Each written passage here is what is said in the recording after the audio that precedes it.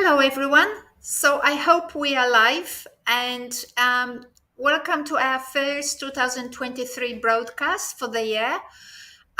So we will be meeting every 2 weeks at the same time on the same day. So it's always Saturdays. Hopefully, you do your shopping and you come and see us. All right. So today we will talk about GPT chat and artificial intelligence in general. So we do have our computer guru for the entire region, which is like covering Asia, Australia, and maybe America, Professor Andrew Lian. So we've got our little diamond here, and he will give us his first impressions and his first experiences with the system. Now, Professor Lyon will have to leave after, say, 45 minutes, so then we will just do together some summarizing remarks. So here's our agenda for the day. And Andrew, let me now just let you talk. If you don't mind sharing the screen or doing whatever needed.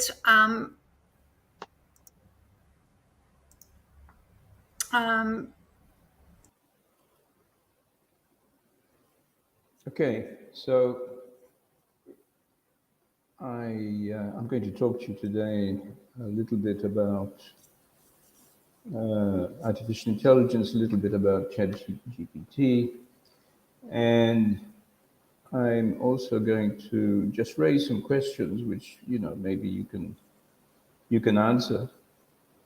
Let me begin by saying that I'm not an expert in artificial intelligence, although I've been around for a long time. I know quite a bit about it, but I don't write AI stuff personally. That's the first thing. But what's interesting about ChatGPT is that it has had a massive impact on society all around the world. The release of this system to the general public has created an amazing amount of interest. Millions of people joined up very, very fast. It's the fastest million people event that has ever happened, and it's still growing. I teach a course on innovation at Suryanari University of Technology, and the fact that ChatGPT appeared actually polarized or changed the intended program to include or be focused primarily on ChatGPT and what could be done with it. As a way of moving forward. And I think a lot of people are running around saying, oh, I'm going to lose my job. Oh, it's going to replace me. Oh, it will be better than me. And some of that's true, unfortunately.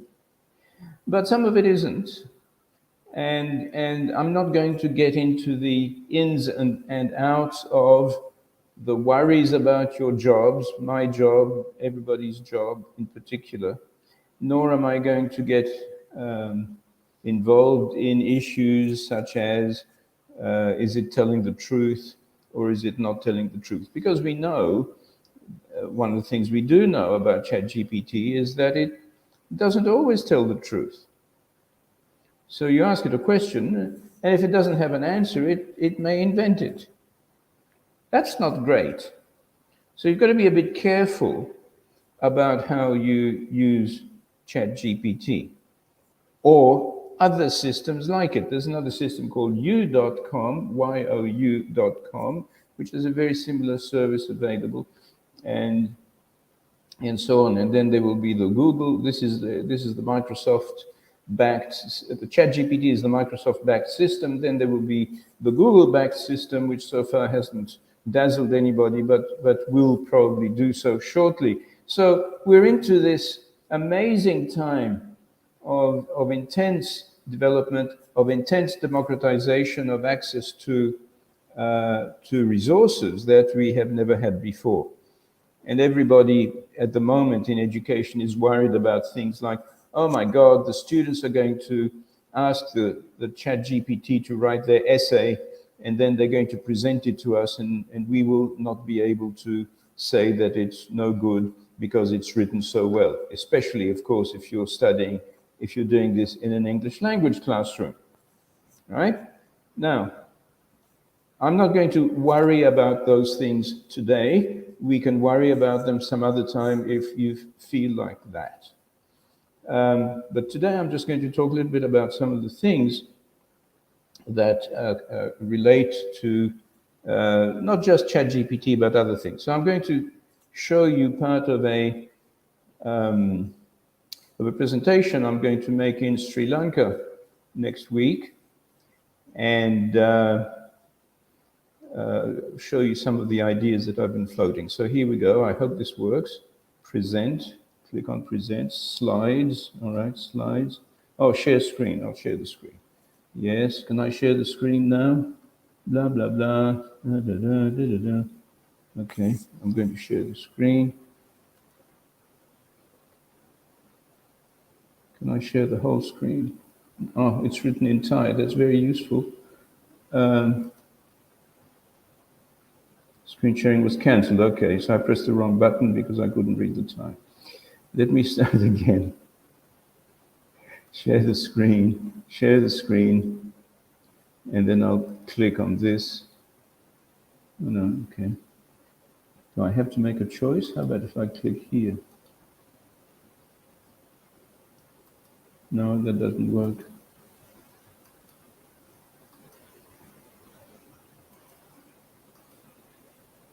Okay, let's try this. Am I sharing the screen, anyone? Can you tell me? Not yet. You're not. Let us have a look. Present, share the screen. You should be able to Yes, but it's written in Thai. I don't read Thai, share. unfortunately. Okay. So the first one is screen sharing is the easiest. Blah blah blah. Yes, and how do I do? You Okay, just should be able to click on the blue button on the very bottom. And I'm not sure which why one? you're on the very like on the bottom, like Yes. submit or something. Don't read anything, just click on the submit or okay or something like on the very bottom, colored.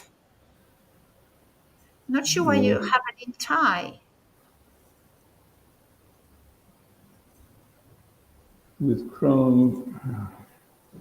Sorry, guys. Window,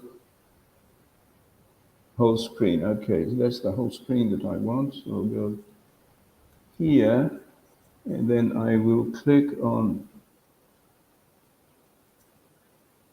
How about if I click on here? Okay. How about if I click there? Screen sharing was cancelled. It keeps cancelling me. It's very nice. Try one more time.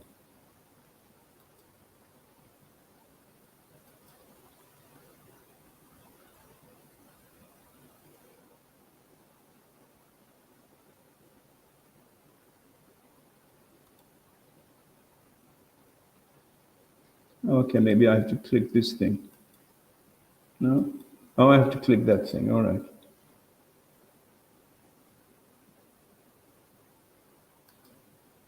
Okay, can you see my screen? Can you see my screen, everybody? Hello? Yes, yes, we are. Okay, you can see okay. Can you see this thing which says generative call ChatGPT? Yes, we are. Okay, good. Well, that was exciting. StreamYard.com, it says at the bottom, it says something in Thai. I better see if I can translate it before we move on.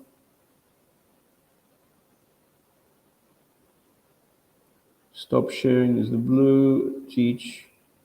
Teach?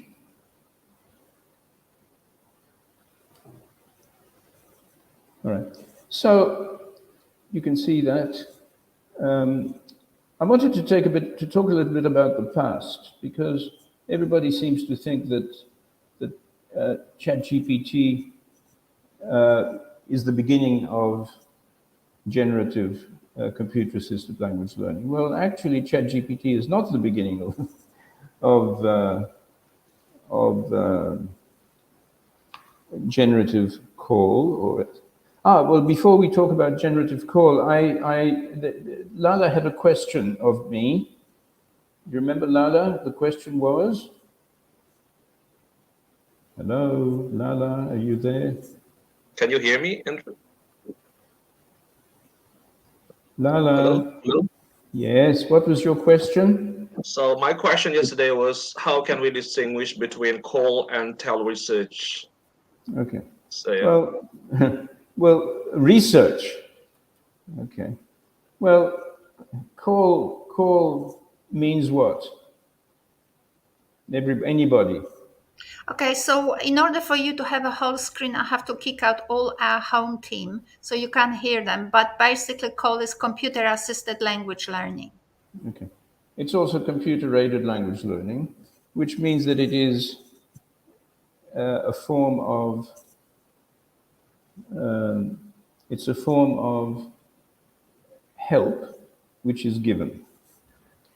The opposite of computer-assisted language learning is uh, computer-enhanced language learning.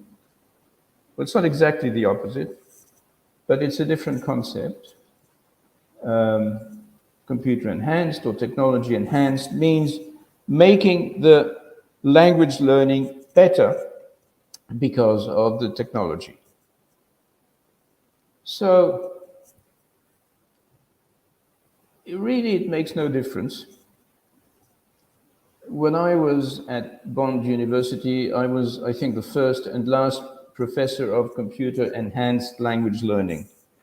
And I chose computer rather than technology at the time simply because the focus in those days was more on computing than on technology. But probably a better name today is technology enhanced language learning, or TEL.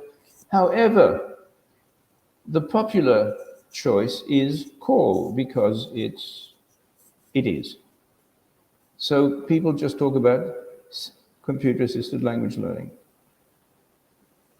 So I don't think there's any significant difference. If you want to be more encompassing, use the word technology. So, for example, the work that we are doing at the moment in China and Vietnam and elsewhere with electroencephalograms is technology enhanced language learning. It's not computer enhanced language learning in the sense that you are sitting in front of a computer, but it is definitely technology enhanced. And of course, underneath the technology is a computer or many computers. So there you are. I don't think that's answered your question, Lala. I think if you want to make a decision, choose for yourself one or the other, and it will All right. be okay. All right. Thank you. Probably the way into the future is technology enhanced language learning, TEL. But there are Okay. places like Asia Call, which have been around for 20 years now, which are called Asia Call, and we're not going to change it to Asia Tel. Okay. All right. All right. Thank you. Okay. So so at least you can speak now. So that's good. Okay. So let me go and talk a little bit about technology and generative call. These are not new concepts. And I'll take you on a trip into history. Um, and actually, before we do the trip into history, let me ask you a question. What is the most amazing thing about ChatGPT? Anybody? Of course, it's a bit difficult because there's only three people around, but there's other people online. So if you can look online and tell me what people are saying. What is the most amazing thing about ChatGPT?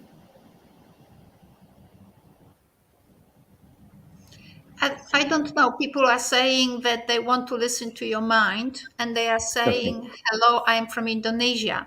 But I think the amazing thing is the proximity.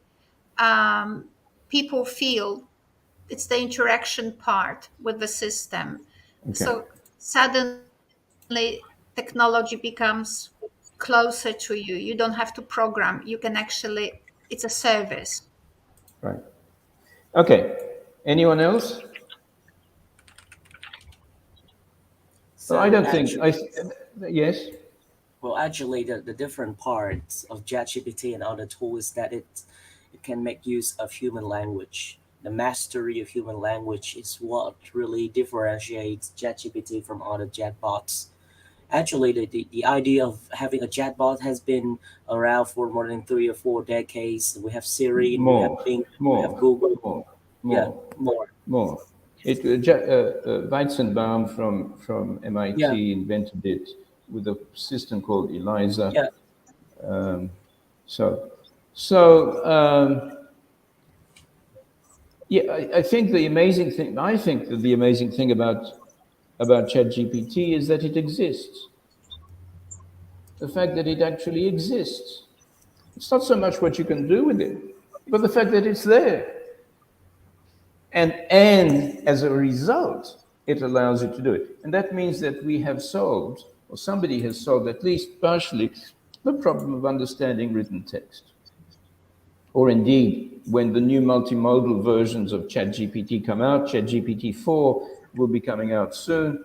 It may be multimodal in the sense that it will enable us to have different kinds of input, not just typed input. So I think that's Mm. really, really important. It exists and it understands what we say and it compensates for our mistakes and it remembers the conversation and compensates for words that we don't use and it makes inferences. And that is really, really amazing. And the fact that it has been released so openly into society has had a massive impact on the mindset of the entire society. We can now ask it to do all sorts of things. And I wanted to say that one of my favorite things is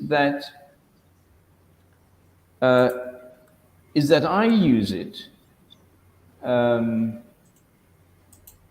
for things which are not problematic. Okay? So all of these things that I've just put up on the screen are true, I think. The fact that it exists, the fact that it is public, the fact that its adoption has been astronomical, the fact that it creates an innovation mindset, and that has changed the entire course, for example, that I have been teaching. And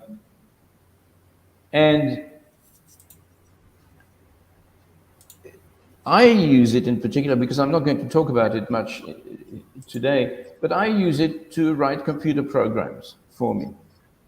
It actually writes better code than professional computer programmers can write, which is really quite amazing in itself. And it has saved me personally quite a lot of time and quite a lot of waiting. I've been waiting for decades to do certain things. It did it in roughly 3 seconds. So there you go. So it's the washing machine for men, right? I've been today very grateful for dishwasher and washing machine. I can't tell you, and Well, I know it's I don't know that it's a it. multi-gender machines, but initially they were really for women. So I feel that. I think that ChatGPT was never exactly a man's dream. It can actually be a woman's dream as well. So I really don't agree with that. But anyway, so let me talk to you about DialGen. DialGen is a dialogue generation system that I wrote 40 years ago. Look, I published it with my friend Barry Joy in 1983. It was called The Butcher, the Baker, the Candlestick Maker, and Uses of Dialogue Generators in Computer-Assisted Foreign Language Learning. Okay? In those days, it worked very well, by the way. It looked like this, if I can find it. It worked very well. It looked like this. It could do things like write a written dialogue, produce a spoken dialogue. It had some filtering in it. I'm not going to explain what that is, but it helps to with perception. It had some explanations. You could click on words and it would explain them. And then you could record your voice, compare it with the original, and you could even play your voice as part of the dialogue. So you play the dialogue at the bottom of the screen. If you look at it, it says your dialogue. You could play your dialogue, and then you could hear your own voice speaking in the dialogue that you were practicing. Wow. And even better, it had a timing mechanism so that you couldn't take 20 minutes to answer, the question, what would you like? Okay? Oh, yeah. So that taught you the rhythm of the conversation. Mm. Okay, so this is what it could do. Look on the right. You could generate a model dialogue, play an audio version of the entire dialogue, play each role individually, and so on. So let me interrupt here. I think, Yes. Andrew, I wanted to make the point that I'm very grateful for technology, for the positive aspects in which technology is being used. But it doesn't, your point here is that it didn't take Google to create what you call generative call Correct. systems. I think it took imagination. And I Yes. think it was possible for people from Indonesia or Guadalajara or Mars to create Yes. these systems had Yes. they actually um, connected with partners from overseas in, say, for example, on platforms like, say, call Asia call conferences and so on. And also they could have used their own IT specialists and they would have written this within a week, if not less. Correct. Correct. 40, 50 years ago. So it's not Right. like impossible. It's not impossible, and it's not made possible by artificial intelligence. Mm. Artificial intelligence makes it better, but at the moment, what artificial intelligence produces in this context is much more limited than what we produced, 30 years ago or 40 years ago. Yeah, 40. Well, 40 was one thing. 30 years ago was actually when we tried to implement it more broadly. Didn't take off because largely because I think the profession just didn't believe in this sort of stuff. Now, the importance of a dialogue generator is that you can say to the dialogue generator, I want to see many examples of people talking to each other about, for example, a hairdressing salon. Okay?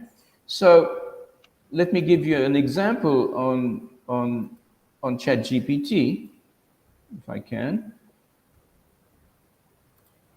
Okay, so this is ChatGPT. I have paid the $20 a month to have the first version of it. This is So I can, something that Chris McMahon is now saying on Facebook he resents. He doesn't want to give them $20. well, that's right.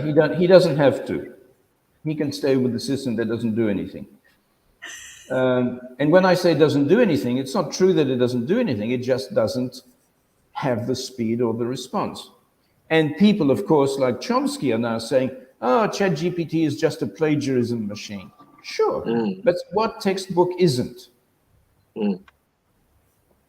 So let me say to it, create a dialogue in a butcher's shop.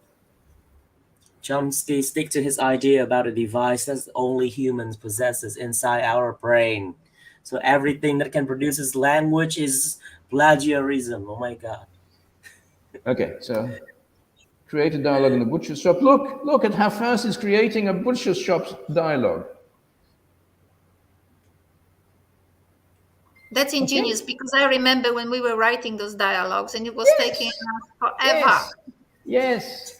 It What was else impossible. I everything we can buy at the butcher? And we only were buying one thing. Right. No, well, actually, we had more things at the butcher. We I had know, a but Right. variety of we things. had to investigate what the heck is in the butcher because we're not very Right, imaginative with cooking. right, right. And so I can now say, create a dialogue in a hair salon. There you go. And So Hi, I'd like what? to get a haircut today. Do you something? Oh, it's Yeah, going just so a moment. fast. Yeah. Well, okay. There and you you go. can and you can even define the characteristics or describe the characteristics Yes. of the Yeah. person who is giving you the service, so that it will change the Yes. language, the Yes. way you are. Absolutely. Yeah. Absolutely. So let me. So I'm just showing this as an example, and I can ask it to regenerate the response, and it will generate a different one. So, for example, a student, not a teacher, but a student can say, "I want to know how I can have a conversation in a hairdresser shop. I'm 15 years old. The hairdresser is 50 years old, and so on, Yeah. and it will create a different one." Andrew, can you play for a moment? Can you ask the chat GPT to create a dialogue between philosophers? No, between Chomsky and, No, no, and forget Foucault. Chomsky, just philosophers and see what Between no, let me try this. Chomsky and Yeah, Chomsky Krashen. and crash And Krashen. it. Krashen. And holiday. Well, hi Krashen. It's good to see you again. See, now I believe that the ability to generate language is something.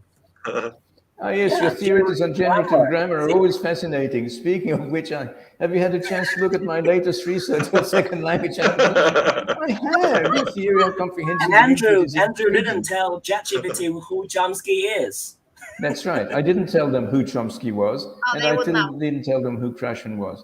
If I said Yeah, a conversation between Andrew Lian and Quang, I don't think it would know how to do this. All right, Chomsky and Foucault.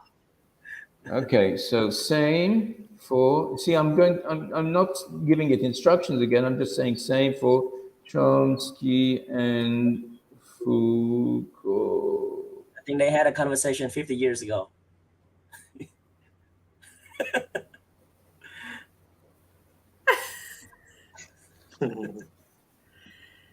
Right. All right. So that solves problems. Now we have to use. Now we have to use the free reading. The voice, the voice. What is it? The speech to text, um, Yes, and and put it we in. and if we go to 11labs.com, Yeah, yeah, Mm. 11 labs, Actually, do right? you have to have that little address thing that says StreamYard because we can't see yeah, what I you're don't know typing? what to do. I'm afraid if I click on it, it's going to Don't click. Don't click. to Don't. Don't click it. Don't destroy. click it. It's going to destroy my screen. That's what I'm a little bit worried about. Let me I just think see it is again. auto translation. Yeah. The translation is not helpful because the translation says stop converting, which I think means stop sharing. Stop sharing. Right. And the other one says hand. The one on the right says hand. I have no idea what hand means. No, no, no! Don't touch it with another So I don't hand. want to touch it. So maybe we'll practice more with it later. But anyway, so there you go. So we can have a conversation between Chomsky and Krashen. Now, considering we've started this dialogue generation or this text generation, we can also do things like write me a write me a 20-line story about, I don't know, Bali tourism. Hmm. Okay? In Bali, the sun rises over rice terraces. Never saw the rice terraces there. You Okay, have to go so there one more time. now I'm not saying this is true. It's a text, it's a story. Now here's something else we can do.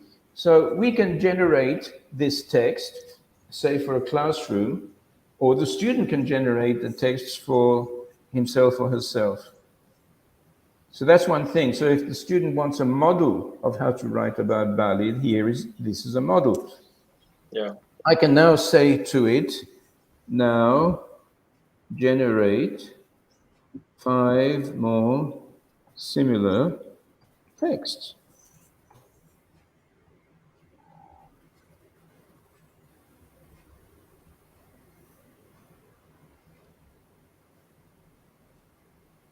Okay, so you can have a reading exercise, for example, Yeah. where not everybody has to read the same text. Right. You can even ask it to provide you with a reading comprehension questions, Yeah, and then I'm you have about to do that. Can you now provide reading comprehension questions for these texts?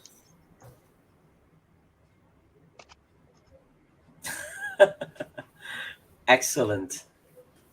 Now, I'm not saying that these are good questions. I mean, maybe they're not good And questions. The that's a point very is, important point. It's a very important point. but the point is that it does do it, and some of them will be okay, and some of them won't. And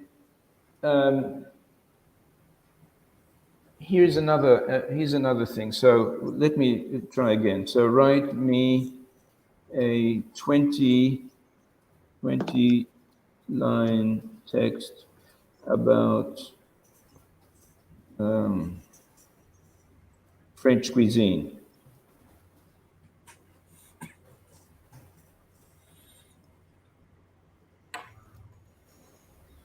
All right, so it's writing 20 lines about French cuisine. Now, look at this. What at what CEFR level have you written this?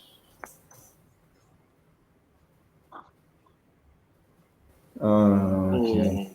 Let me try. No, no, no, no, no, no, no. Calculate the CEFR level of your text about French cuisine. What does it Okay, say? it says it's considered to be at least B2 level or higher. However, based on complexity of the vocabulary and sentence, use the text could be considered to be at least at a B2 level or higher, which corresponds to an upper intermediate. So I can say to it now, write me 6 dialogues on the same topic for each of the CEFR levels. You're kidding. Oh, he did it in French. Mm.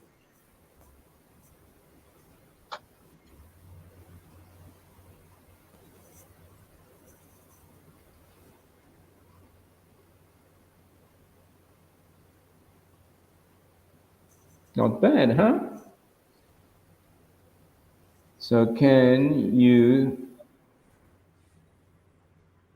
do the same but Cherche in à English?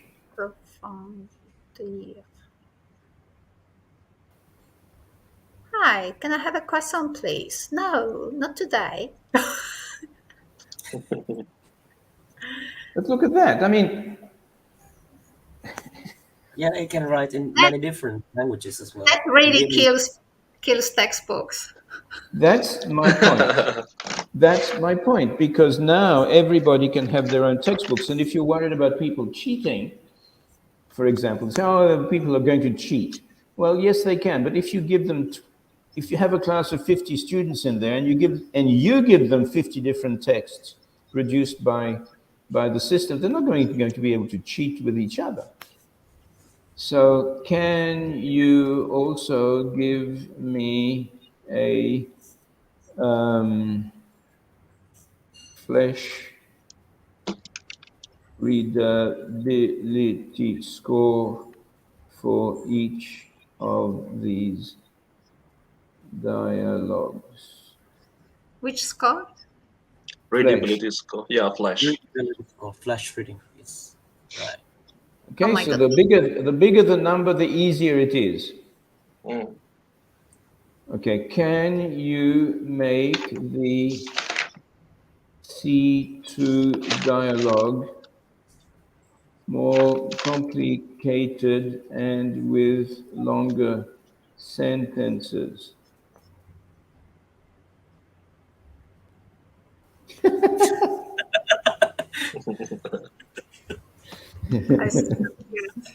That's perfect. Right? I mean, hey, you know. Okay, so what is the flesh score for this last text?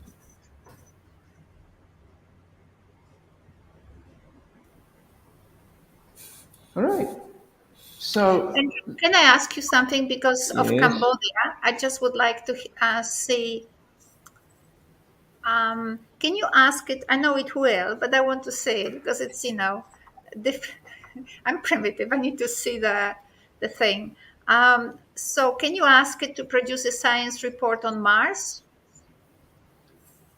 please. I say please because, you know, It's like my telephone. One day I in the, swore at in, my iPhone, and it said, "That's not nice." So they hear yeah, me. but that's, yeah. Please produce a science report on Mars.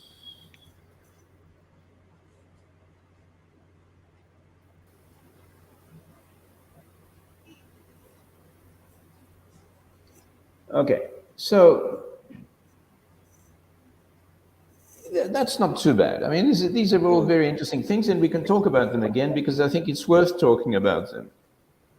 So you can make up your own, but it doesn't, it only produces at the moment the raw materials. What we now have to do is to take this output and, for example, translate it to voice, go do a text to speech To thing. speech. And then we need to produce a listening comprehension system around it, for example. And then how do we do all of those things? Well, there is a magic to it. It's called the API. API has just been released on ChatGPT, which allows you to make ChatGPT interact with other programs. So you can take it, change the voice, go into listening comprehension, exercises of some kind. You can take it, you can get it to produce the exercises if you like, but also you can put it into a template which you have developed as an expert in the field, and you can then identify words and so on that you want them to check. And a lot of it can be done automatically, and a lot of it can be done without artificial intelligence. So let me give you an example in a minute, maybe. Can I move on? I don't Sure, have much time. I've got about 10 minutes. sure. Uh, Let me go back here. You can also use this thing with what I called LesGen, which is a lesson generator. So not only can you develop the text, not only can the student ask for certain things, but you can also develop the lesson itself. I did some work, for, again, 40-year-old story, but published much later in 2014. And this was a lesson generator for intonation exercises. And you took a video and you analyzed it in terms of intonation structures. Mm. And then you could ask it questions such as, please pull out listening, please pull out yes, no questions and information questions and contrast them with each other.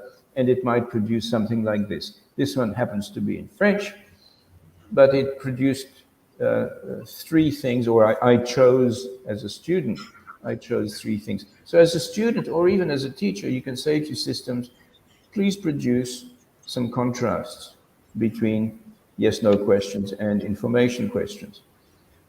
But the weakness of ChatGPT is that it doesn't have a pedagogic infrastructure. It has the generation possibility. Okay, so you can connect it to audiovisual database of authentic language. You've got to have a database underneath it. The learner can generate a lesson based on a template. Here, the lesson asks the system to contrast yes/no questions.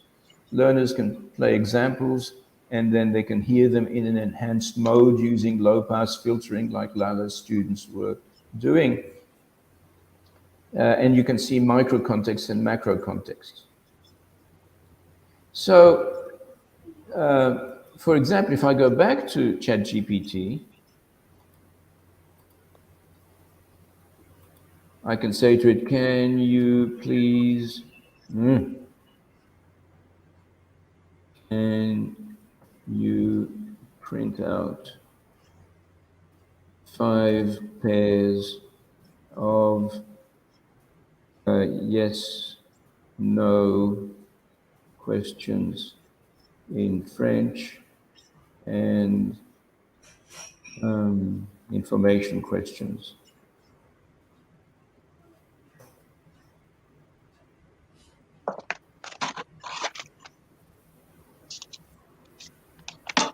Well, it didn't quite understand. I didn't word it very well. Yeah, that's what I thought. It didn't word it very well. But anyway, it produced some yes-no questions. Oui, non. Est-ce que vous aimez la cuisine française? Est-ce que vous connaissez la différence entre le pain français et le pain américain? Information questions. Quels sont vos plats français préférés? Quels sont vos plats français préférés? Pouvez-vous expliquer la différente variété de fromage français? Not bad. I mean, you know, if I'd given it a better... What a plat? What? Plat. What does it mean? Dishes. Oh yeah, plates. Yeah, plates. So you can generate everything. You can generate, let me just show you this briefly. You can generate materials, quizzes, help, computer programs that will present the lesson. So here's an example. I won't show it to you, but this is generate a dialogue at B2 level. Generate a multiple choice quiz for the dialogue.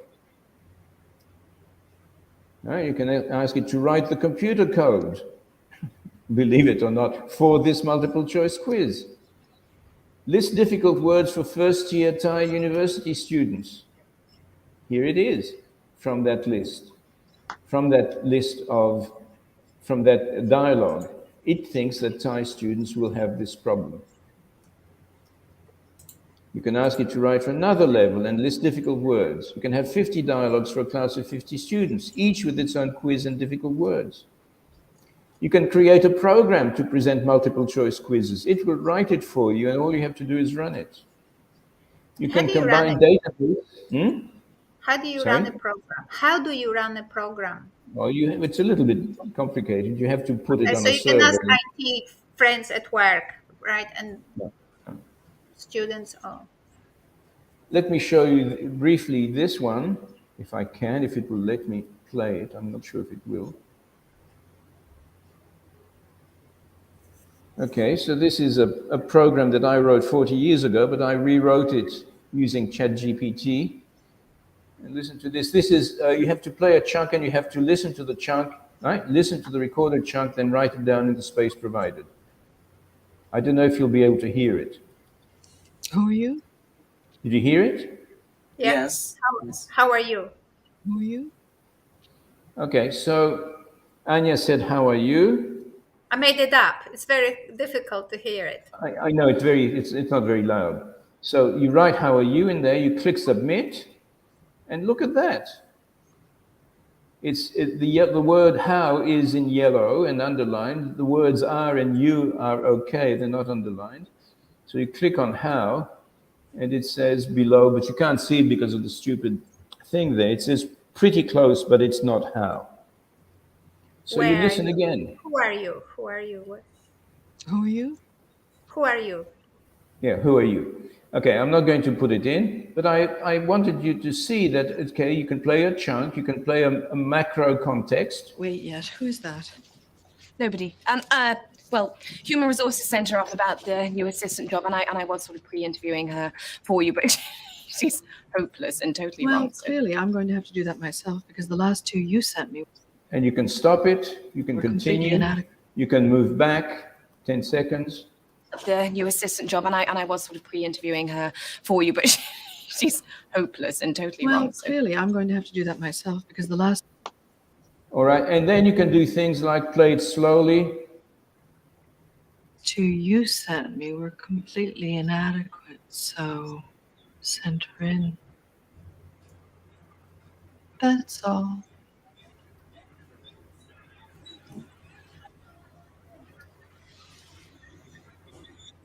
My mouse is playing up. Okay.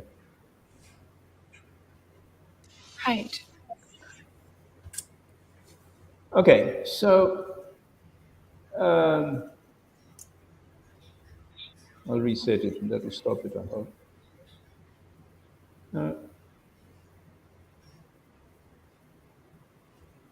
Why isn't it? What's the noise? Oh, it's somebody else that's making the noise, not me.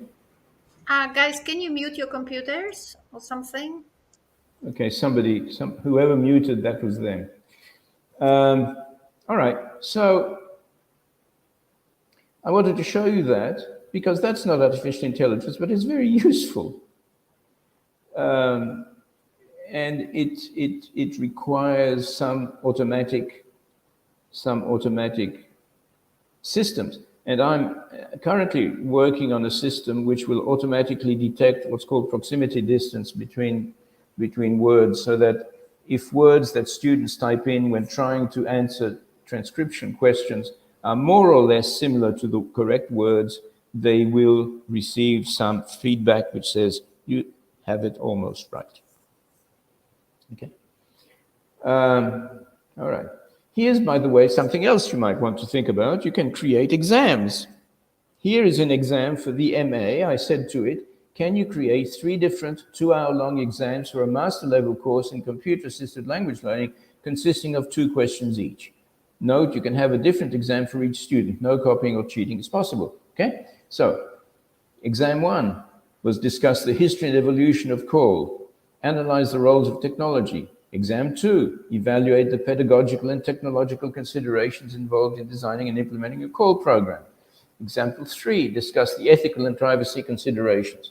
Okay, maybe you don't want to keep them exactly that way, but they're not bad questions, in fact. Here's for the PhD. Can you create 5 different 2-hour-long exams for a PhD level course? I'm only showing 3, by the way. Exam 1, conduct a critical review of the existing literature on core theories and frameworks, including their strengths, limitations, and implications for language education. I don't think anyone's going to be able to do that question. Analyze the potential of gamification in call, including its impact on language learning. Conduct a meta-analysis of the empirical research. Not bad. And then there's this, and other AI possibilities, other AI stuff. You can make art. Look at this. I made this. Do you like my cat? I think it's beautiful. I made this art, and then make music, make video. You can make video from text. You tell a story and it creates a video for you.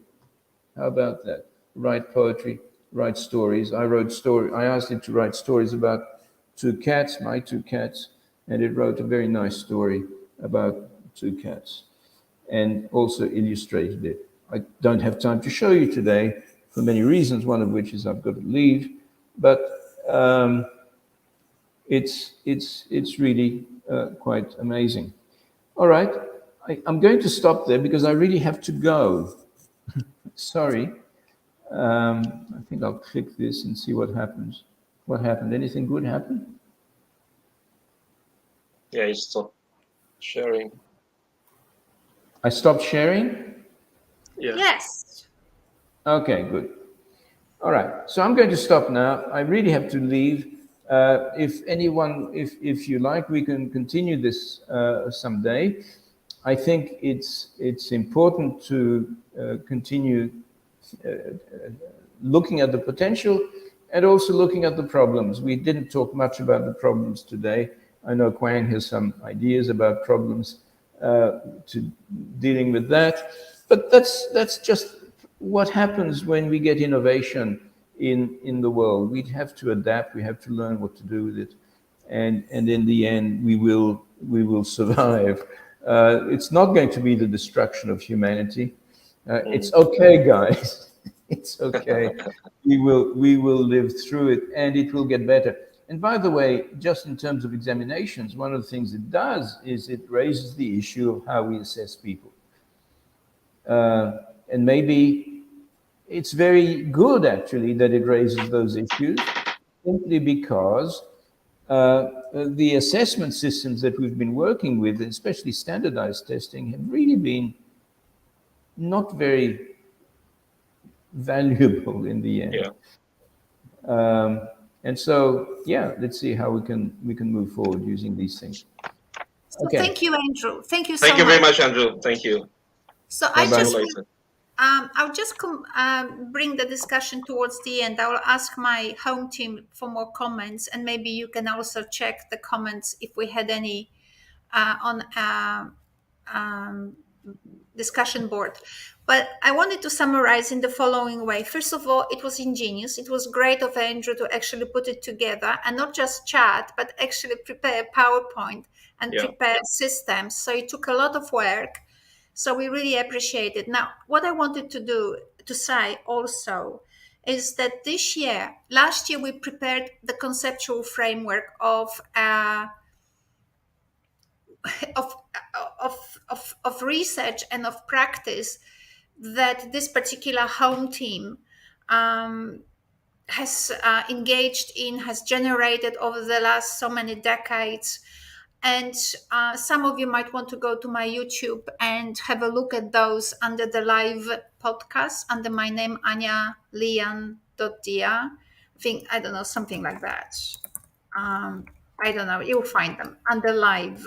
So there will be 3,000 videos. I try to remove as many as I can from my earlier teaching, but I left a lot. So if you go to live, you will find past meetings.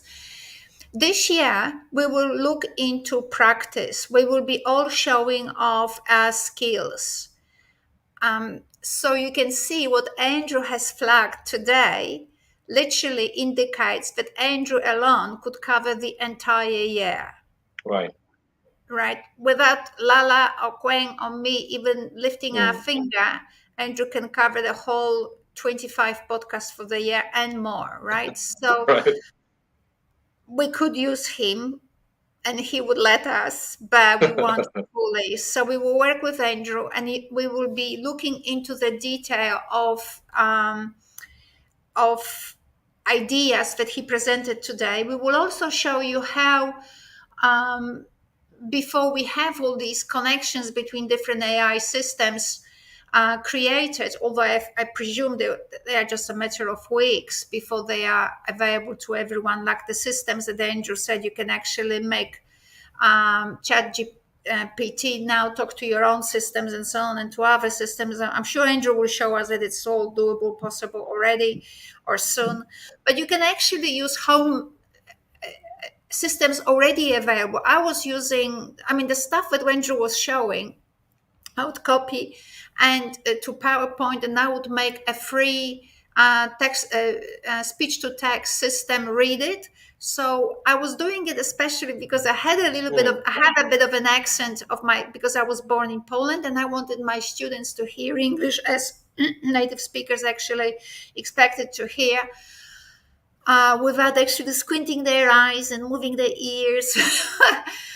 And yes, I was doing this 20 years ago, right? So Mm. systems are available. We will show you how you can do it in a do-it-yourself way, or how we could use AI systems. So there will be a lot of ideas that we will be demonstrating. So I've got a comment here from Farouk, my new friend. Thank you, even though I joined a bit late. Farouk, you're always late. Remember, we had a date no, I was paying. I took him to the 5-star plus French Hotel restaurant. or He restaurant. only had to pay for tuk-tuk, and he was late. And now he's late. All right. So, so we will be doing this. We will be breaking it down. We'll be demonstrating this. We'll be demonstrating the Mm. things we do in our own context, the skills we teach, the things that we have developed completely from the ground, or have taken them to another level, and so on. So this will be our year. Um, I have things to say, but I think we're finishing 1 hour, and I don't want to drag this presentation far more. Hmm. Lala and Gwen, would you like to just summarize somehow Yeah, for sure. today, and we just stop it there so that the broadcast is no longer than 1 hour? All right, can I talk in like 3 minutes, Anya? Yeah, I put a slide, but maybe I can just summarize the whole thing. Well, actually, I'm very grateful to have studied with you in Australia. Before doing my PhD, I was not interested in doing research in call or tell, right? Because I was pretty much linguistic oriented in the monolithic way. But then, what makes Andrew and you special is because you drove me like crazy doing stuff that I have never done before. So the evolution of call or tell, whatever we will call it, in your perspective and Andrew's perspective, is that it's always relate with how we actually learn language. So the ideas about brain compatible learning, body compatible learning, the self synchronization learning, the multimodal learning that I currently learned like in 2015 was actually addressed by Andrew like 40 years ago. So it's a kind of scholarship, a very long scholarship that can never be achieved by an AI robot, I guess. So I think that's marvelous how Andrew could show us the two applications that we can probably use later, and that's number one. And number two, I think I'm so excited to see GPT nowadays because I could tell myself and my colleagues and my students that this is the right time for us to change because we can no longer use outdated textbooks. We can no longer use a monodisciplinary approach in English language learning because ChatGPT will allow us to become more interdisciplinary and then more creative. And I think when we talk about ChatGPT, we actually are talking about the digital innovation, and that's been addressed by official documents of UNESCO. Could you show us the second slide, Anya? You I can think. you can scroll. Oh, all right. I can scroll by myself. All right. So, since the very core of our talk in our podcast is transformative learning and digital innovation, I always urge my students, especially, to download and read every single documents related to digital learning, digital innovation, digital literacy, digital competencies in relation to transformative learning.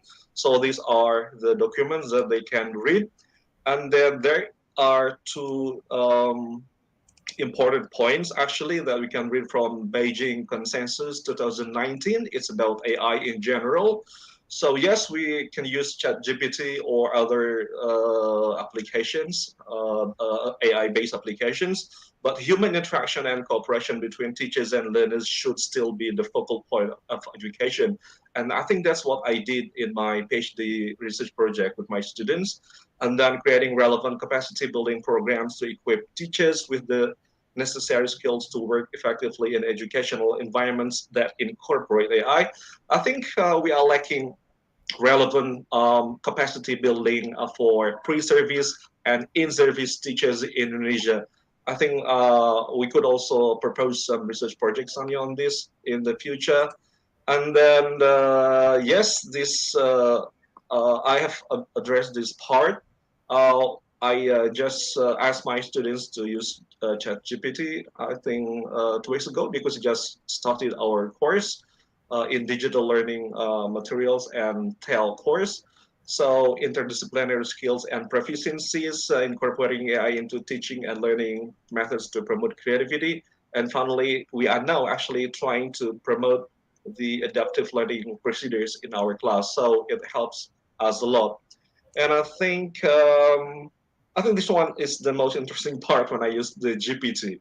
So this is the prompt I asked GPT: Will ChatGPT replace human intelligence anytime soon? No, ChatGPT is not designed to replace human intelligence. ChatGPT is designed to assist and augment human intelligence, not replace it. I think that's a very important answer from ChatGPT. And if we refer back to Blue Loto 2016, so that's the question probe in page 11, I guess. So what is the next greatest innovation? Well, it's not technology. It's a way of saying. So I think the very fundamental part of dealing with AI is not actually about technology, but it's about human, because UNESCO states that we have to create humanistic approach in using technology. I think we could talk more about that later in our podcast, Anya. Thank you very much. Yeah. Thank you so much. I loved it. That makes me think I might just show something from my PowerPoint too, so that just to carry on with the. First of all, I would like to draw everyone's attention to this paper by myself actually. Differentiated learning. You can find it on my research gate. So that we used amazing stuff. So technology was quite a lot of things, but if you look at websites that teach technology in language learning, it's pretty basic. It's they do what computers do. But I wanted to show something. Okay, so I looked at Jordan Peterson's Twitter, and he drew our attention to this discussion on Mm. artificial intelligence in the American Senate. And I wanted to just focus on this just for a minute only, because you spoke about it, which is about technology augmenting the human activity, not replacing. It's extremely important. And part of my PowerPoint, the first part deals with it, but I don't want to go there because it's a little bit too much thought for reflection. But what the discussion in the Senate flagged was that people too much think that science is neutral, and that computers have a or artificial intelligence have a direct access to reality. um, it's complicated.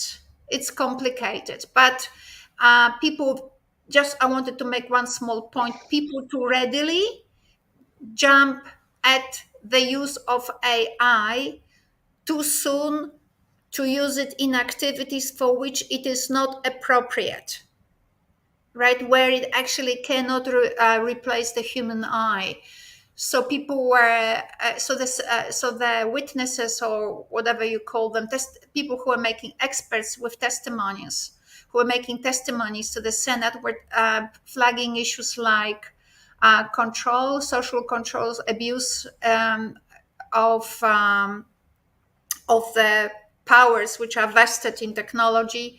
So they were talking about things like um, the abuse of the system will result in a unified record for of you know of people, businesses, every aspect of your life would be actually controlled and recorded, and you don't know how it's going to use, and also you don't know what the record is accurate, because things are not as simple as they seem.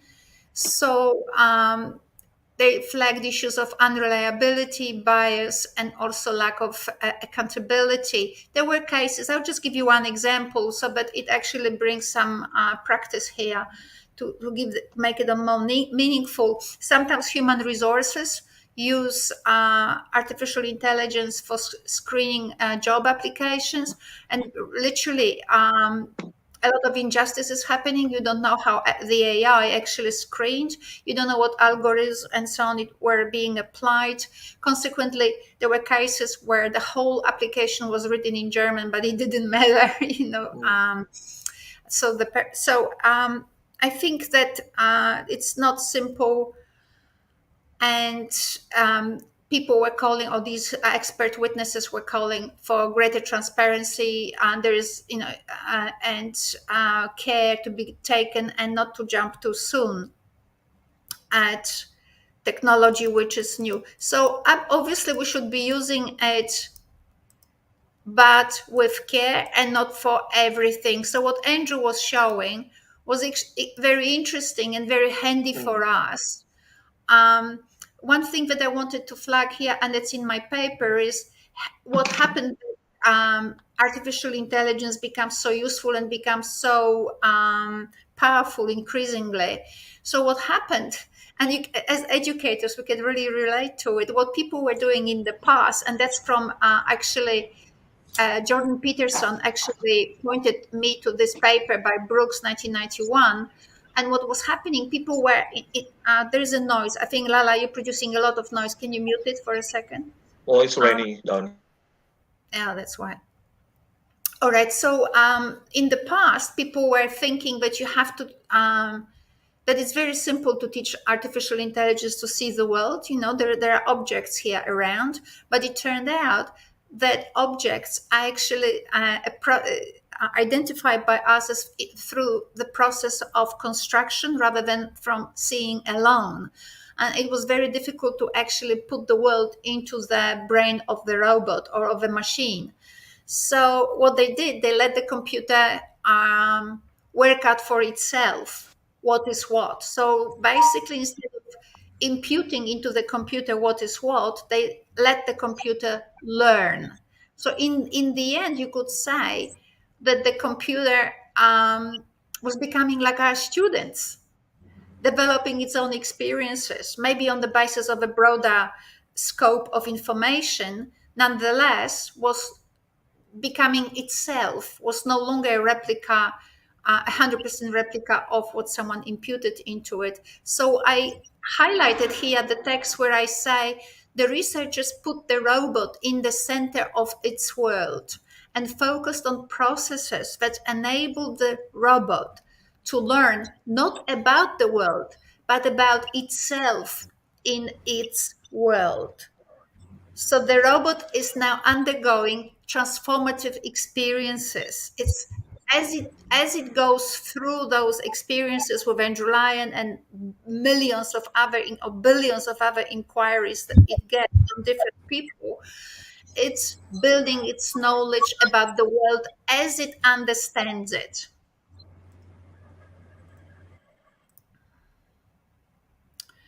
So that's very interesting. And let's look at this. So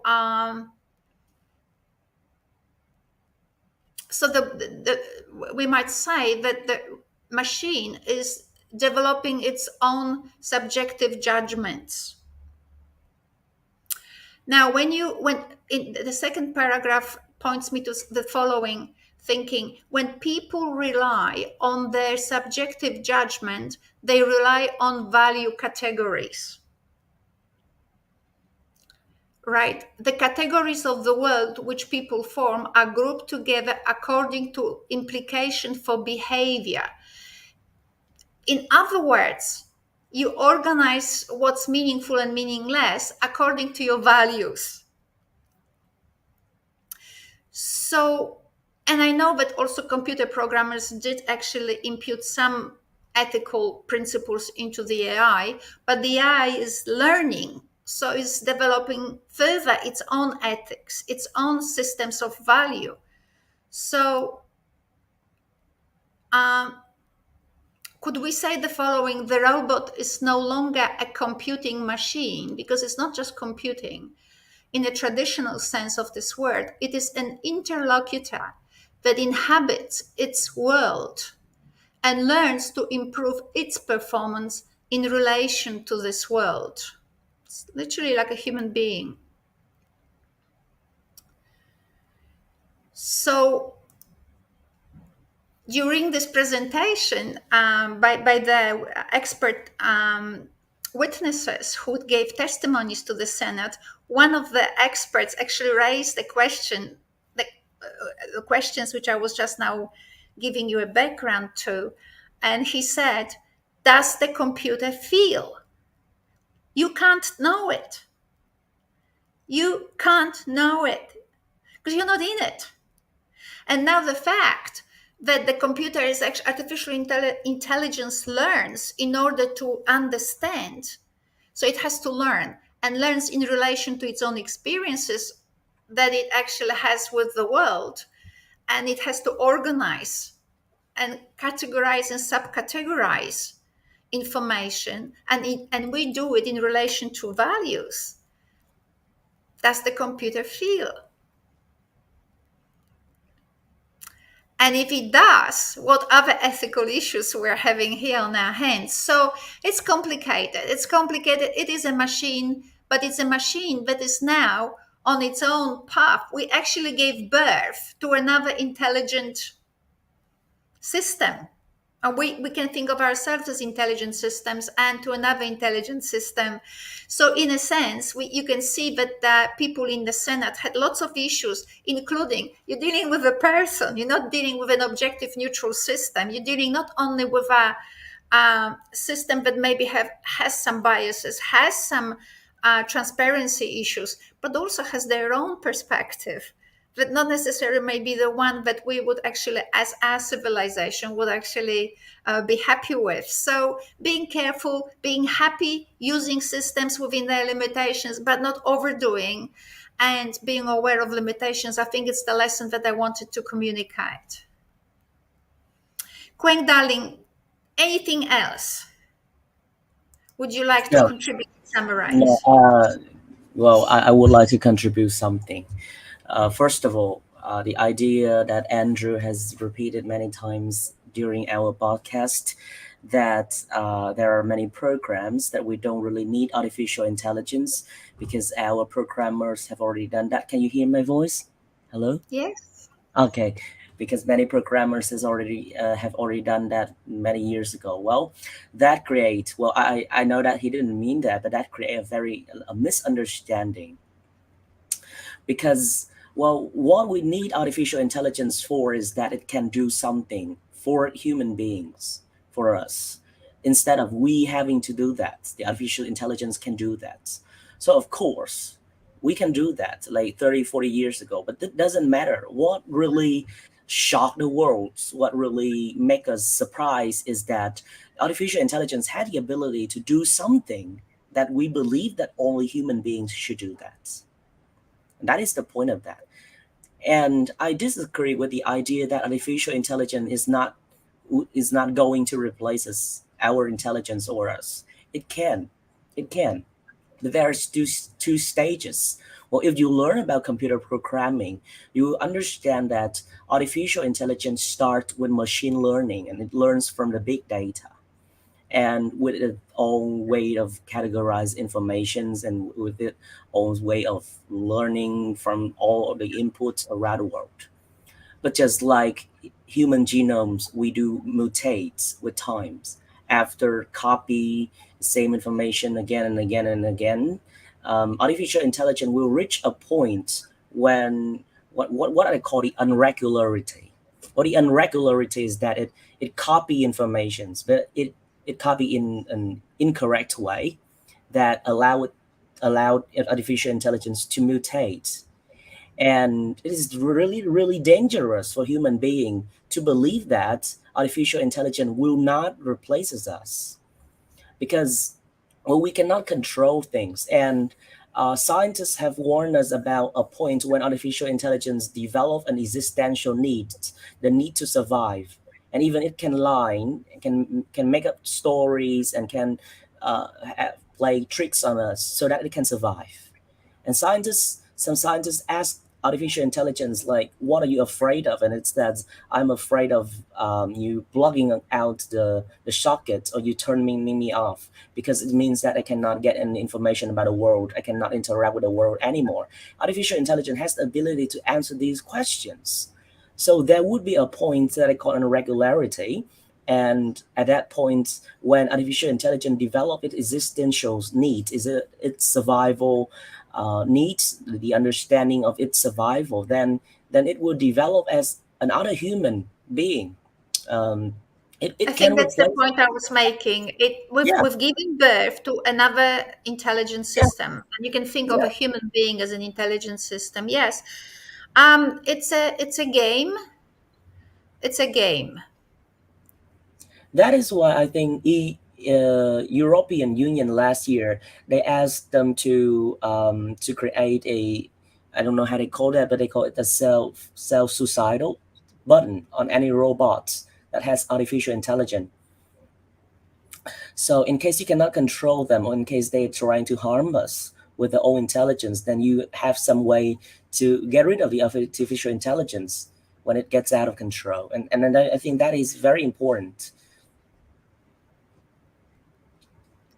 Yeah, I don't think you would suicide, and I don't think the machine will want to suicide. But you can click on that button. I think it will create its own battery system, and it will be forever. Anyway, very interesting remarks. So I think that Lala was talking about education, which is definitely the key focus of ours. I was talking about the ethics, and Quang was talking about where to from here, the big questions. All right, thank you so much. Thank you, everybody who showed up today, and thank you so much for sharing this time with us, and we will see you in 2 weeks. Thank All you. right. Thank you, everybody. Bye, Anya.